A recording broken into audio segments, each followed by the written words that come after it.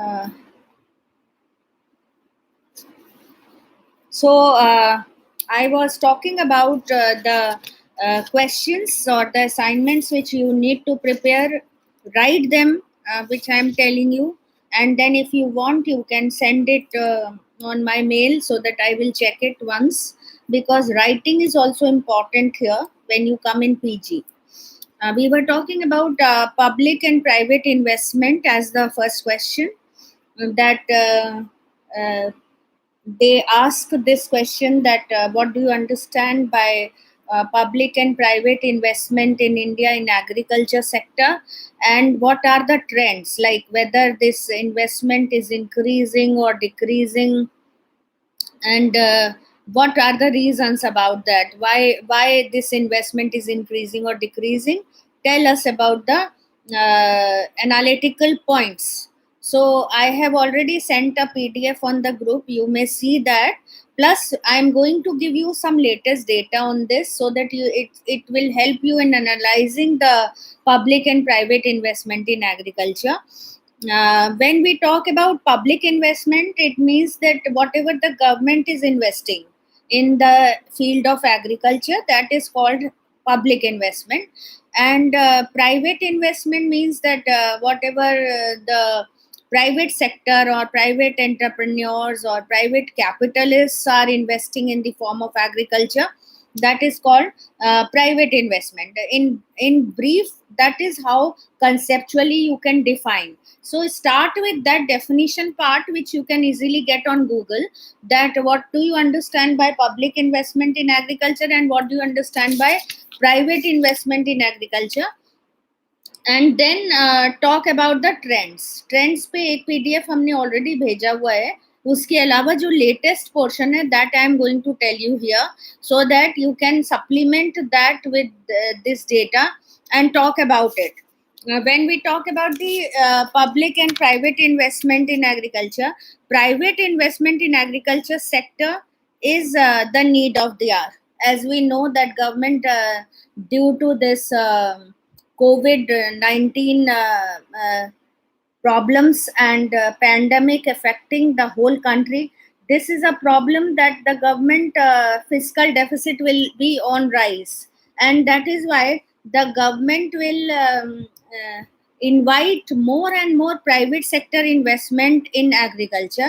So you can logically connect your answer with the current scenario also, and say that that is why this is the need of the hour, and the government is looking at some kind of investment to alleviate farmers from their current distress. Like I was looking at a news item yesterday on TV, and it was an interview by the news reporter for a farmer, and that farmer was telling that all his crops are being rotten now because of the stoppage of transport, because of scarcity of laborers. So these are certain current problems which are affecting the farmers, and that is why you can relate them to in your answer and say that because of these problems, we can say that farmers are distressed,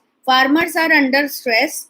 And since we know that agriculture contributes to a large proportion in our economy, and most of the rural population is dependent on agriculture, we don't have to let them go into the distress. And that is why this private investment is being done to take out the farmers from their current distress. The government aims to increase this private investment, which stands at 13% just now. So you can write this data also, that private investment currently is of 13%. So the government is trying to raise this to a higher level to help farmers across the country, and the government is aiming to do it to 30%.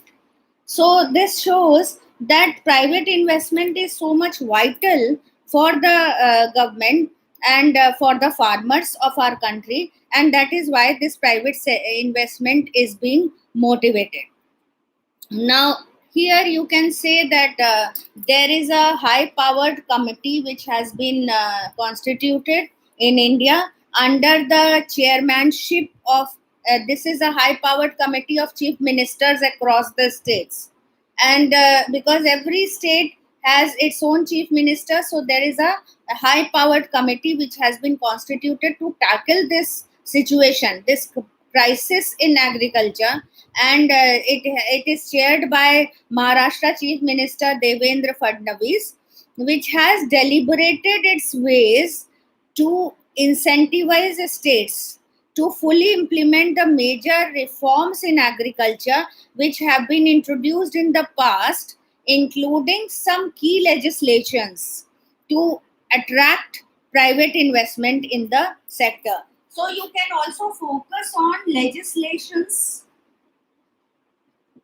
attracting private investment in agriculture, not only current legislations, but you can also talk about the legislations which have been introduced in the past to attract private investment in agriculture, and how this can be used to tackle the current crisis of the situation. One of the major, you can say, method to make the farmers out of distress is subsidies. One of the major steps taken by the government and which needs to be taken is subsidies announced on agriculture. So subsidies will have to be increased. Then secondly, you can say market access. The government is facilitating the market access to farmers, because now due to lockdown situation the farmers cannot reach to the open market directly, so the government is facilitating there the market access. And in a way you can say that it is a general kind of recommendation also that agriculture marketing is one of the important components which needs to be tackled through private investment in agriculture. That market access has to be smoothened. And Indian farmers have been struggling a lot in this kind of scenario in this field. The Essential Commodity Act, which has been made, you can talk about this. I'm just giving you the points because I cannot do in detail. You can just focus on these points and write your answer. I think the material you will get enough in the on the internet. Essential Commodities Act is one of the legislations which you have to point out. It has been implemented. This is a form of legislation implemented by the government to ease the farmers' pain. So these three methods you can highlight and elaborate on them, and see that how the private investment in these different sectors, whether you talk about subsidies which is announced by the government to attract private investment, where market access, how the private investment can play a fruitful role in uh, getting the farmers connected to the market so that they can get best price of their produce. And then Essential Commodities Act, which talks about the commodities which can be listed into the essential items. So these are some of the points which you can elaborate and say that these can be the methods of attracting the private investment in agriculture by the government. Then Niti Aayog has also, which is now Planning Commission converted into Niti Aayog, as you already know. Niti Aayog has also recommended that India's agriculture growth rate is at 4%, whereas the food processing rate growth rate is 1% only, right? So food processing sector is also one of the important components. And I'm not going into that detail that what do you mean by food processing.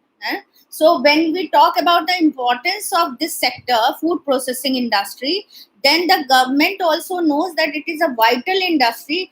And so if this kind of growth is happening in the food processing sector, if you compare that agriculture growth rate is 4% and food processing is only 1%, so we need to think about that what are the reasons of this, why the the food processing growth rate is so less.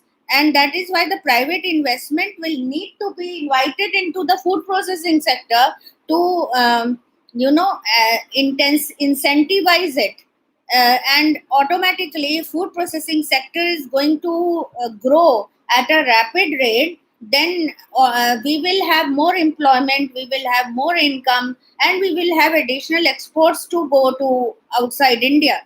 So that is also one of the major points which you can elaborate when we talk about the trends of public and private investment in India in agriculture.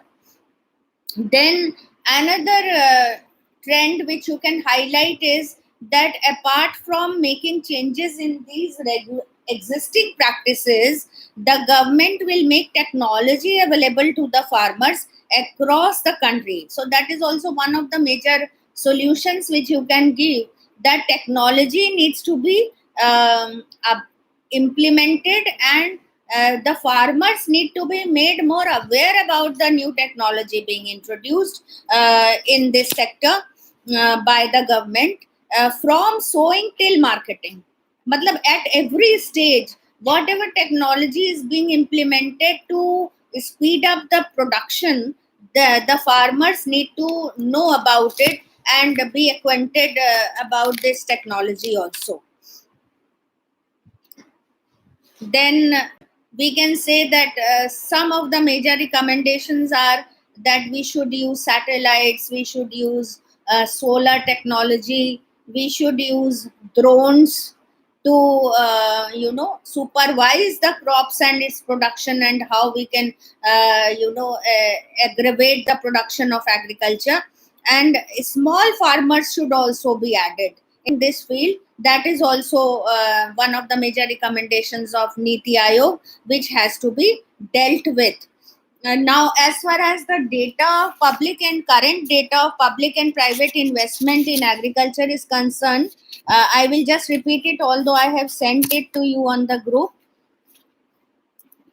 That when we talk about the public and private investment in agriculture, uh, we have to see that both the investment of this kind of sectors over the years, it has increased. The private as well as public investment has increased, and the share of private investment is higher than public investment.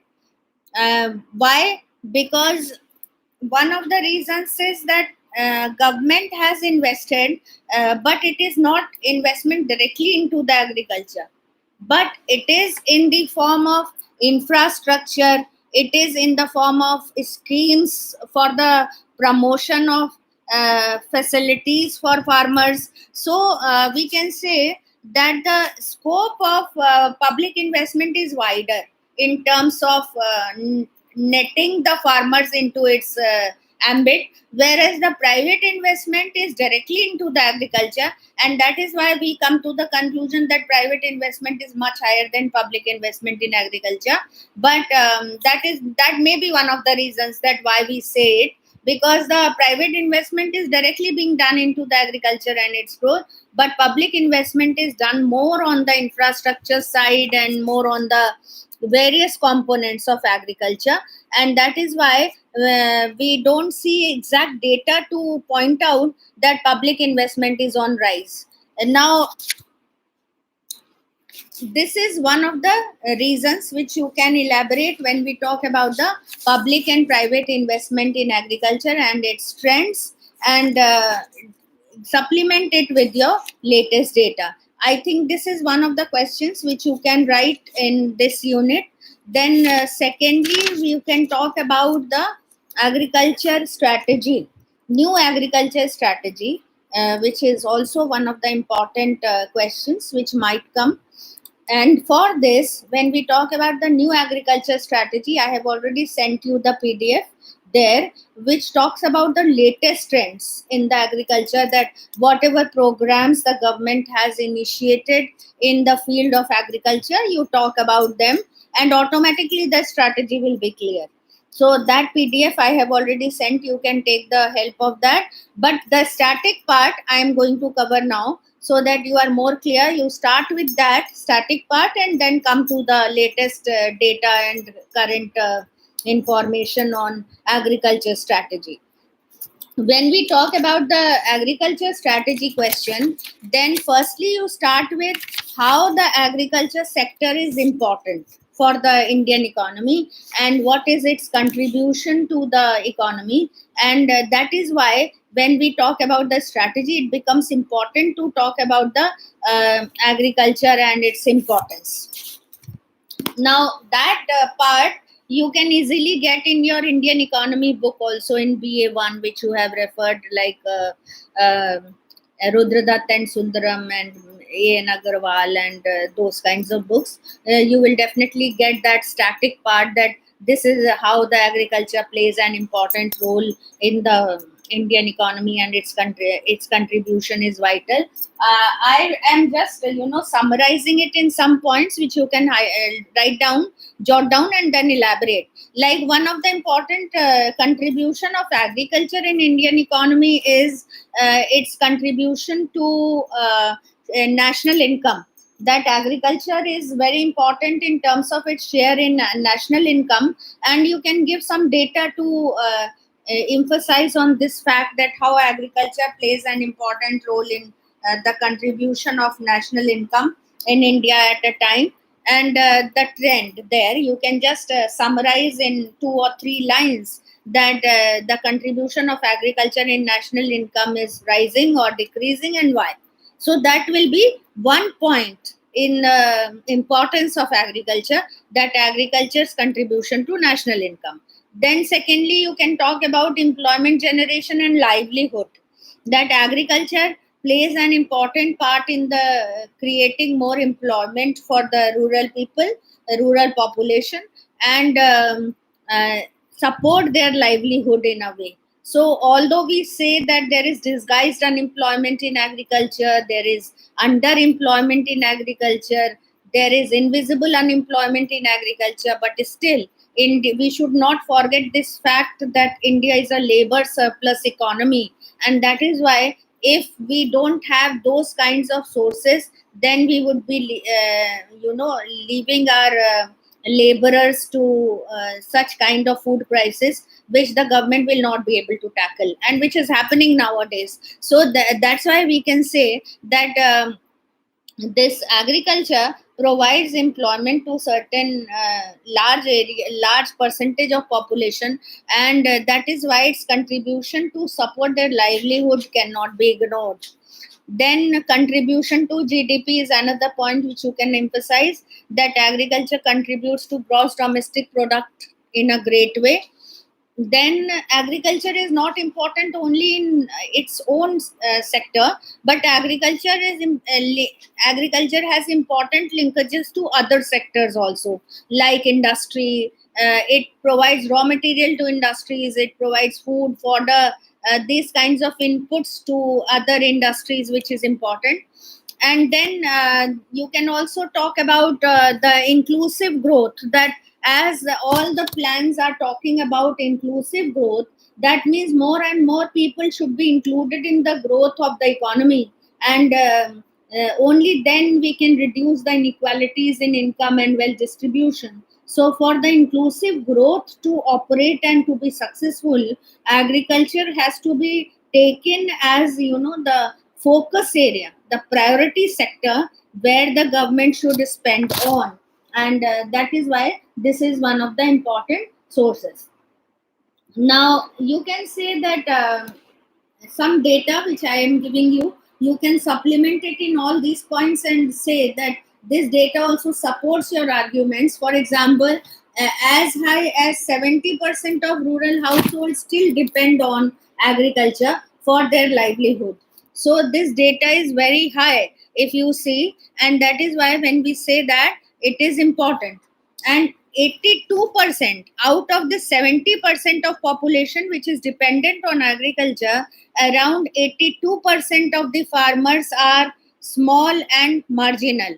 So that is why the problem becomes more problematic, because now this small and marginal farmers which don't have the proper regular employment on agriculture, because we already know that agriculture is a seasonal occupation. So marginal and small farmers की जो definition है India में वो इसी से define की गई है कि जिनके पास 6 months या उससे कम का काम है उनको आप small और marginal farmers कहते हो. So then if 82% of the rural population comprises of small and marginal farmers, so then the solution needs to be tackled in that direction, that the problem is like that. Then gross value added में जो share है agriculture sector का, as we know that national income calculation के methods हैं जिसमें जो नया method introduce हुआ है वो ग्रॉस वैल्यू एडेड का इंट्रोड्यूस हुआ है. So agriculture contribution in the gross value added has increased from 18.2%. 18.2% आपका था 14-15 में. GVA, agriculture contribution in gross value added, it was in 2014-15 it was 18.2%, and now it has declined to 16.5% in 1920. So this again is indicating towards a crisis, that the agriculture contribution has declined, which in itself is an alarming point or focus area. Then similarly we can talk about gross capital formation. Gross capital formation का मतलब हो गया कि per unit of output in relation to per unit of input. That means how much output is being produced with the help of inputs, that will give us capital formation. So gross capital formation is also one important term which you must know. GCF, gross capital formation, per unit of output with respect to per unit of input. तो ये हमें ये दिखाता है कि जो हमने inputs लगा रखे हैं एग्रीकल्चर का आउटपुट प्रोड्यूस करने के लिए, वो इनपुट्स कितने प्रोडक्टिव हैं. अगर वो प्रोडक्टिव होंगे तो आपका GCF का जो परसेंटेज है वो हाई होगा, और अगर वो प्रोडक्टिव नहीं है तो इसका मतलब आपका gross capital formation will be low.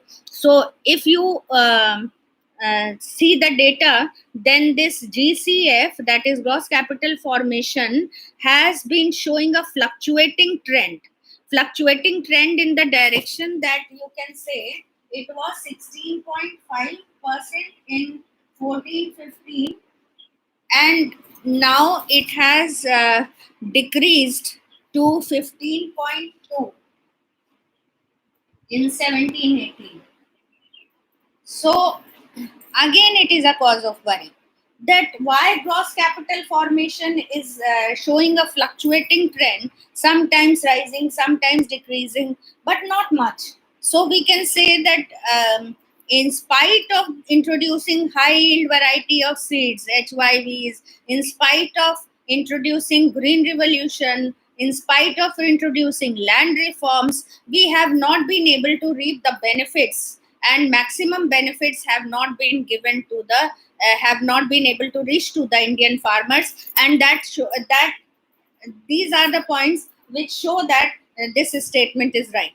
So we have to focus on this data also when you are talking about this agriculture and its importance, that these data are showing a crisis situation, and that is why if we don't ignore the contribution of agriculture to Indian economy, we have to bring agriculture onto the priority area or priority sector or focus area of the government. Then you can also talk about the institutional context. Institutional context means that what is the socio-cultural political context, institutional context, demographic context within which the agriculture growth has been taking place. And here you start with the static part from 1951. You can say that when we talk about this agriculture growth in the institutional context,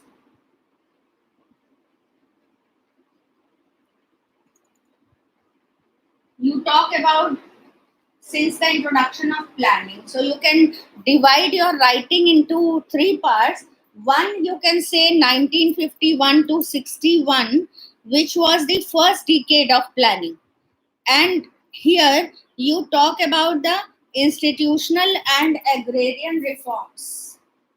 In short, not much in detail, first decade of planning and focus on land reforms here.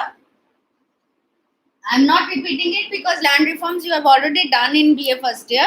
So whatever land reforms were introduced here, that was the first decade of planning where this agriculture top agenda was on agriculture reforms.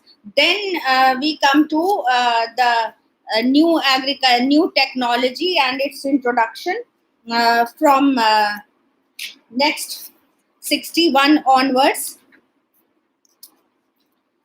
Now, before this, when you talk about land reforms, you also talk about new technology, that how it has evolved in the field of agriculture. Talk about new technology, that how it has evolved in agriculture. And by 1960s, when you talk about this, by 1960s, it was becoming clear that if we have to achieve self-sufficiency in food grains, we don't have any alternative except to introduce technological change in agriculture.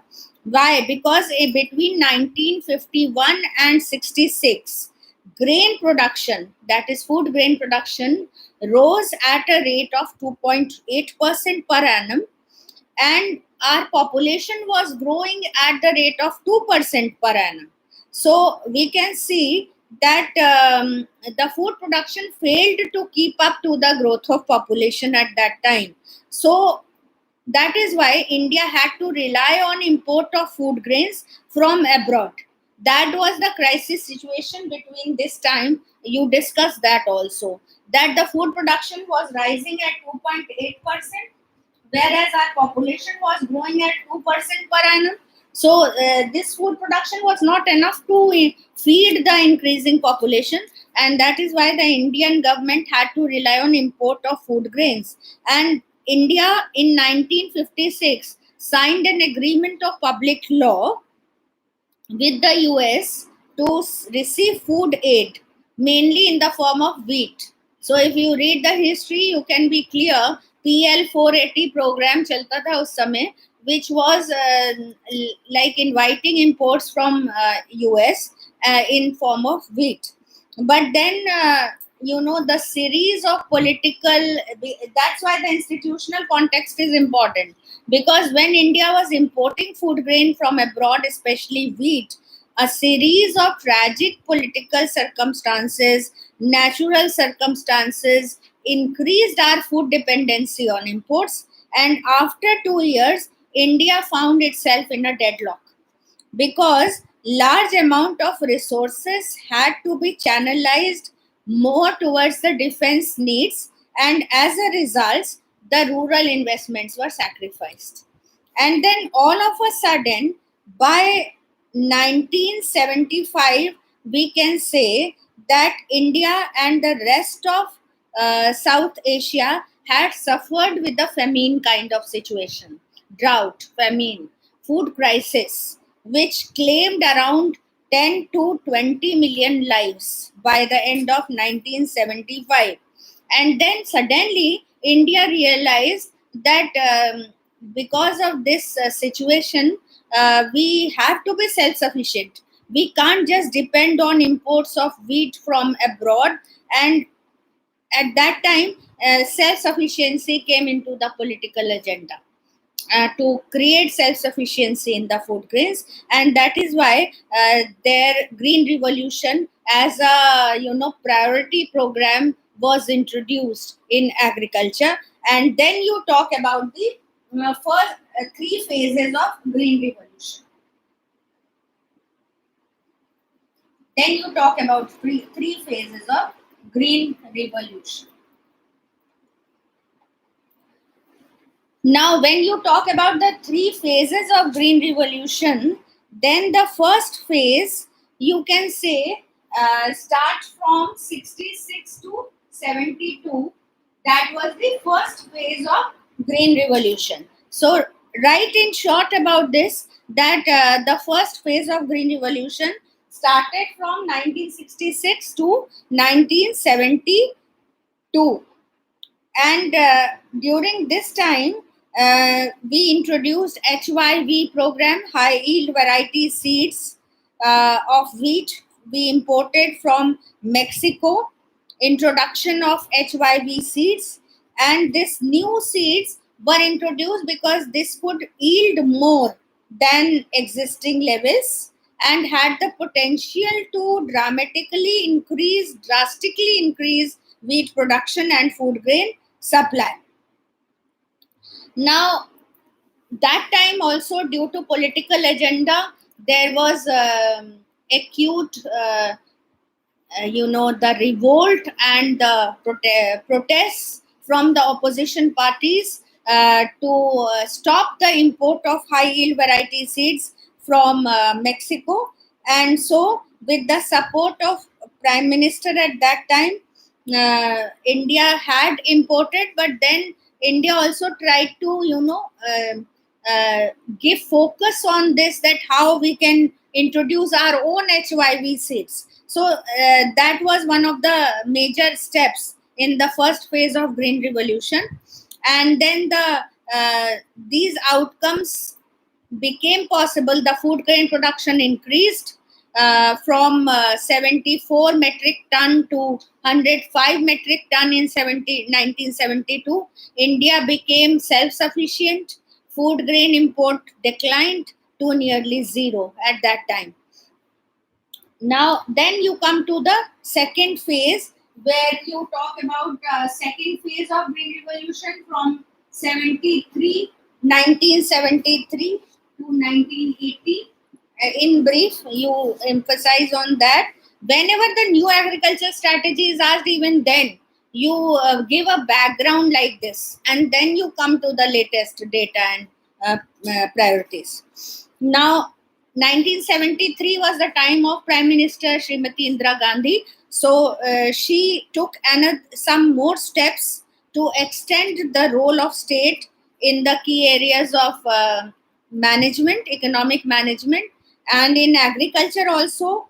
Private wholesale traders were attacked because wholesale traders had a speculative motive. They tried to hoard the food grains and then took that out when the prices were high. So, to stop that speculative motive of the wholesale traders, Indira Gandhi government came with a new plan and brought them into the attack. And since they were responsible for fluctuations in the agriculture food grain prices and the supply, the government took over the wholesale trade, and it proved to be a disaster because India still depends on wholesale traders to a great extent. They all tried to revolt, and that is why it again got abandoned, by which the government tried to do. And then you can say the extension of HYV technology. This was the second phase, where one point is this, that the wholesale traders were stopped, the government took over the wholesale trading, and then again the government gave it back. Then the second point which you can highlight in the second phase of Green Revolution was extension of HYV seeds from wheat to rice also, favored by the growth of tube wells, because rice is a crop which needs more water. So extension of tube wells and newer methods of irrigation promoted the introduction of HYV seeds to rice also. And that is how you talk about the second phase. Then the third phase will be from 1981 to 90, where you talk about the third phase of Green Revolution. where you can say that 1980s were the time when India achieved the status of self-sufficient food country or agriculture country. Rice production also rose, wheat production also started increasing, and this was the time throughout the Green Revolution, Indian agriculture labored under a strictly regulated policy regime characterized by protectionist policies through licensing, through barriers to entry, as well as controls on pricing, movements, and private trading of agricultural produce. But this high level of protection accorded to industries produced high industrial prices and adverse terms of trade for agriculture, because agriculture provided raw material to industries. So what happened when we accorded high level of protection to industries, then automatically it got translated into adverse terms of trade for agriculture, reducing the profitability of the primary sector. Primary sector is agriculture and allied activities. So agriculture was overtaxed on account of overvalued rupee in this phase, and so you can say that it was the dominant strategy which resulted in adverse terms of trade in terms of industries. Then, after this third phase, talk about the reform period. The reform period, as you know, you have already done in Indian economy a lot of this here, there, that 1991 to present. In brief, I will just revise it that 1991 में जो reforms हुए थे, P.V. Narasimha Rao was the prime minister and finance minister was Shri Manmohan Singh. So LPG was introduced, liberalization, privatization, and globalization reforms were introduced because the fiscal deficit was high. To tackle that, the India had to take a huge loan from World Bank and IMF, and so India had to open up its economy. And that is these were the broad agenda which you can talk about in the new reform period, and these reforms were implemented in off farm activities also, off farm activities, and they affected agriculture to a great extent. How it affected the agriculture, you have to highlight it here, not the whole reforms which were introduced, but only related to agriculture. Like first point which you can write here in the reform period, uh, that is the higher rate of economic growth and consequent rise in per capita income resulting from the reforms had a significant impact on food demand. What happened when we introduced these reforms? Then automatically it led to a higher rate of economic growth. It led to higher employment, higher incomes in the people hand, and it led to a rise in the demand of food grains. And this is why we can say that this was one of the major impact on agriculture, that the food demand increased, and that is why the higher per capita income grew at a rate of say 4.5%, but the food grains increased at a rate of 3.6%. So the government had no alternative except to diversify the production. So food grain के बजाय अब हम non food grain production की तरफ बढ़े in the reform period, and non food grain crops such as vegetables, fruits, poultry like meat, fish, eggs, dairy products. So that was another trend which became visible in the reform period. So that is the first point which you can elaborate when you talk about this reform period from 91 to present. And secondly, now the Indian government tried to liberalize its economy, open up its economy. So the protectionist policies were relaxed, and so the lowering of industrial protection significantly worked to improvement in the incentive to this sector. because the terms of trade between industrial and agricultural prices also became in favor, and it rose from 0.9 to 1.2 between 91 and 2000. So improved terms of trade for agriculture resulted in positive terms of trade for agriculture or primary sector relative to industry, and led to an increase in private investment. So automatically, when agriculture profitability increased in comparison to industries, then the private investment diverted to agriculture, and it became double to the public investment in agriculture, directed to more production in the non-food grain production also, like poultry, horticulture. These were booming. These were the increasing industries, because the consumer demand also increased in these sectors. So as a result of these developments, we can say that agriculture started growing.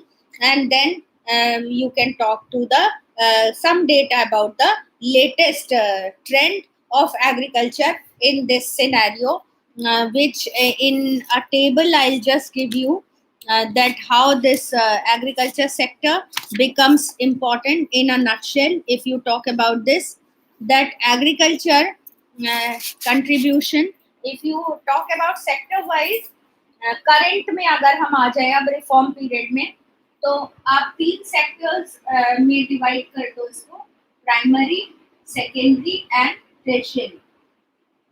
Primary means agriculture and allied activities, secondary means industries, manufacturing, and tertiary means services. Now, if you talk about the contribution to exports, इसको हम तीन columns में divide कर रहे हैं, just to give you the, in a nutshell, the information. Contribution to exports, then contribution to employment, and then percentage of contribution to GDP, gross domestic product. Now if you see, primary sector is contributing 15% to exports, whereas how many percentage of people are employed here is 49%, right? And the contribution to GDP is 19% here in terms of primary sector. So automatically you can conclude that agriculture sector has given employment to 49%, but they are not contributing in terms of GDP. So that means there is disguised unemployment, which needs to be seen and worked upon. Then secondary sector की अगर हम बात करें, तो export में इनका contribution 53% है, whereas the population wise, if you see, 24% population is employed here, and the contribution to GDP is 25%. And then tertiary sector, जो services sector है, उसका contribution exports में 32% है, employment 27% है. That's why we are saying that tertiary sector is on rise, and the contribution to GDP is maximum here, 57%. So I'm just trying to give you the comparison of these sectors, and then talk about this, that how this primary sector or the agriculture and its allied activities need to be brought into the agriculture strategy of India, and how we can talk about it, new agriculture strategy. Now, this is another question which you need to complete here, that what is the new agriculture strategy adopted by the government in agriculture sector. So, two questions I have given you today. One is public and private investment in agriculture and the trends of them, bringing you to, from the outline of the answer should be like that first you define the public and private investment, then you talk about the need of private investment in agriculture, in what forms you can see the private investment, then the public investment in what forms you see, then some data to support that, and trends means that whether it is increasing or decreasing, which I have already given you the latest data. So compile them together, write an answer, and then if you want, you can send it to me on my mail. I will correct it and send you back. But do it as early as possible. Then the second question, which I have just done, is the new agriculture strategy proposed by the government or formed by the government of India in the field of agriculture. So talk about in this manner, that agriculture is, firstly you talk about in brief the agriculture and its importance for Indian economy. Then you talk about the agriculture strategy, dividing it into phases. That first phase is the earliest one, the era of land reforms, then the second phase, and then the third phase, and then talk about the post reform period, bringing it to the current technology. The another part which we have to still do, these are the two questions which you need to do and send it to me. And then one more question which is left here is the impact of mechanization on agriculture, that how we talk about mechanization, how it is impacting income and employment in India, its positive impact, its negative impact, and then what are the new trends, which new technology which has been introduced here. So mechanization और technology के जो दो questions हैं वो बचते हैं आपके, क्योंकि ये दोनों इंटर रिलेटेड हैं. Technical change is also another question. तो दो पार्ट्स अभी आपके बचते हैं जो कि मैं नेक्स्ट क्लास में लूंगी. टेक्निकल चेंज में आपको दो चीजें करनी है. एक तो ये कि टाइप्स क्या है टेक्निकल चेंज के, जिसमें हम हिक्स के टेक्निकल प्रोग्रेस के मॉडल को लेके चलेंगे and talk about the types. Then we talk like capital intensive, labor intensive, and then the neutral technical progress, we talk about that.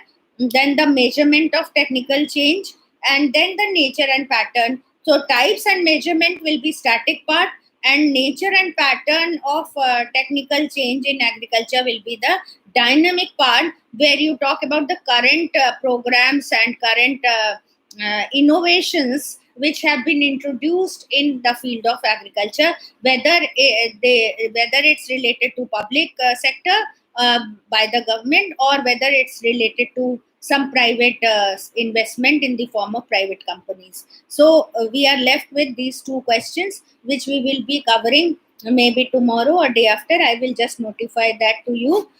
Thank you so much. Now, if you have any questions related to whatever has been taught for the first two questions which we have completed today, please you can write it here on the right side chat box so that I can answer. Anything which you want to ask, you are free to ask. I'm giving you 5 minutes.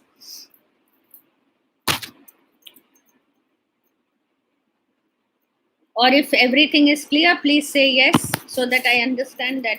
And now you are going to write it. By when you want to write and send it to me, the answers, because agriculture is, see, the paper where you can score well, but only when you have, the writing pattern in your control. What you are going to write should be highlighted and presented in a much more better manner. So that is why I came into the scene, and I thought that a lockdown period has given us this opportunity to interact.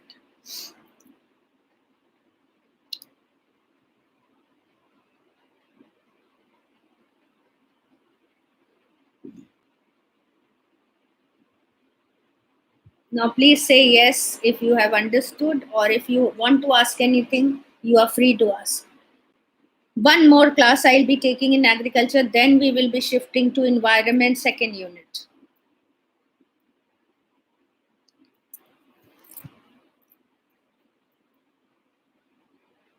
I'm waiting for your response.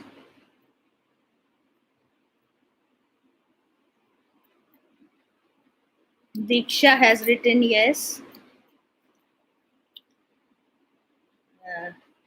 I'm also wanting to use this platform to ask you, in environmental economics, in unit 1, have you finished everything, or you want us to take one lecture on common property resource and the role of community in that?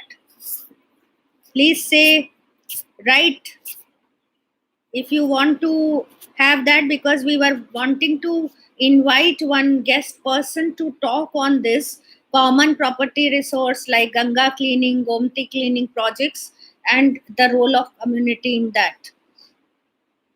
That is the, I think, last part of the unit 1. Sanskriti has also written, yes.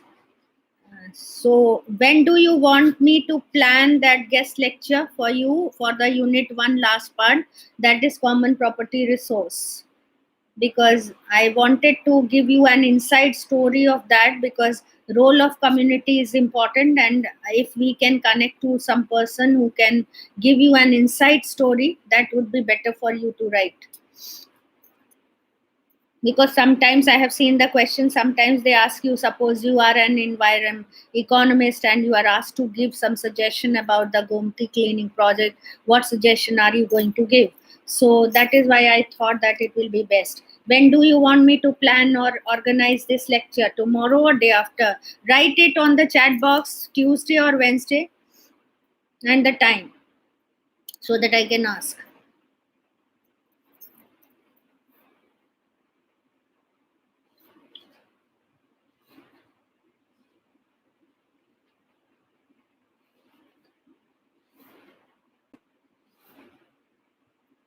Akriti is not here. The Archita is here.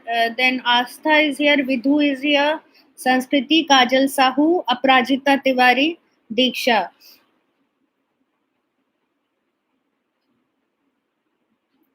Please tell your friends also that it's important to attend the class. Yes, Diksha has written common property resource.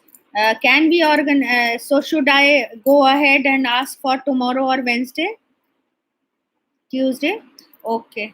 I will ask her. Depends upon her availability also. If she is free tomorrow, then she will do it tomorrow or day after. She needs 1 hour to discuss the inside story, that what recommendations can you give, and then you write that. Then second unit of environment. I will plan my lecture for agriculture. These two topics which are left. Summarize it one day.